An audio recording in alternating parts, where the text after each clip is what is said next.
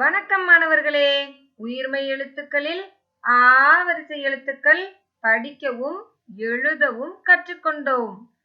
இப்போ அதில் உள்ள பயிற்சிகளை செய்யலாமா? நிரப்புவேன். விடுபட்ட எழுத்துக்களை எழுதி நிரப்பணும். இது என்ன படம்? மான். மா இன் மான். அடுத்து இது என்ன படம்? பாய். பா இ பாய். விடுபட்ட எழுத்தை எழுதிக்கோங்க கட்டத்தில். அடுத்து பாப்பா. பா இப் பாப்பா. பாப்பா. அடுத்து இங்கே இருப்பவர் தாத்தா. தா இத் தாத்தா. தாத்தா. விடுபட்ட எழுத்துக்களை சரியாக எழுதிக்கோங்க. அடுத்த பயிற்சி பெயரை எழுதுவேன். எழுதலாமா? இது என்ன? காளான். எழுதலாமா? கா லா காளா இன் காளான். இது நாய். நா இ நாய். எழுதிக்கோங்க. அடுத்து பாப்பா. பா இப் பாப்பா. பாப்பா. சரியாக இந்த கட்டத்திற்குள் எழுதிக்கோங்க. அடுத்து இது என்ன பறவை? காகம்.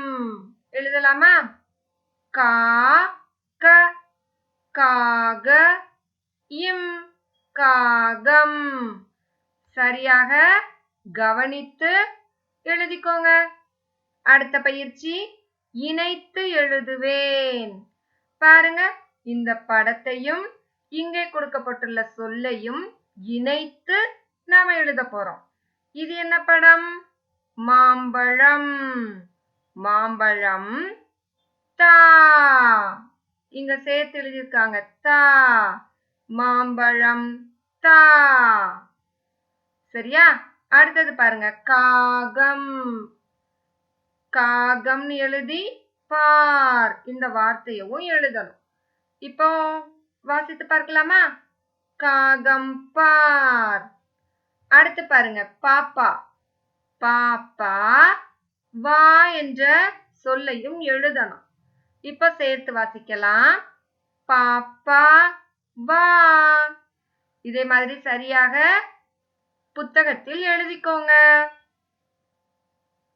அடுத்த பயிற்சியை பாருங்க, சொல் உருவாக்குவேன். இங்க கொடுக்கப்பட்டுள்ள எழுத்துக்களை இணைத்து சொற்களை உருவாக்கணும். பாருங்க, ப இல் பல் எழுதியிருக்காங்க. அடுத்து பா இல் பால் எழுதியிருக்காங்களா? இதே மாதிரி மீதமுள்ள பயிற்சிகளை நாம செய்யலாமா? க இல் கல். கா இல் கால். எழுதிக்கோங்க. அடுத்து பாருங்க, ப ட இம் படம். பா ட இம் பாடம். அடுத்து ம ட இம் மடம்.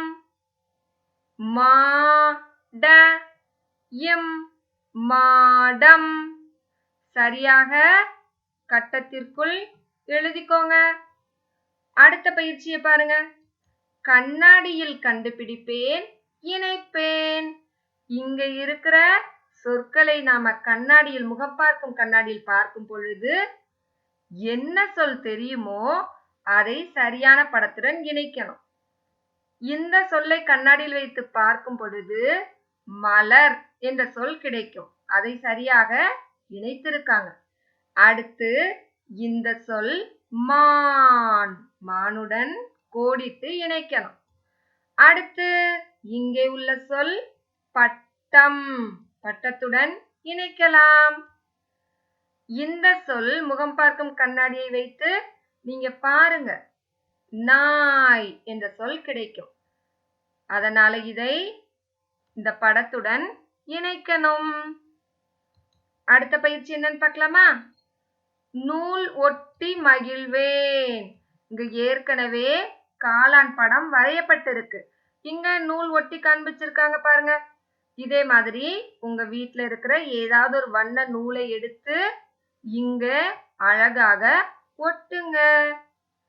செய்திடலாமா? மீதமுள்ள பயிற்சியை அடுத்த வீடியோவில் பார்க்கலாமா? நன்றி மாணவர்களே.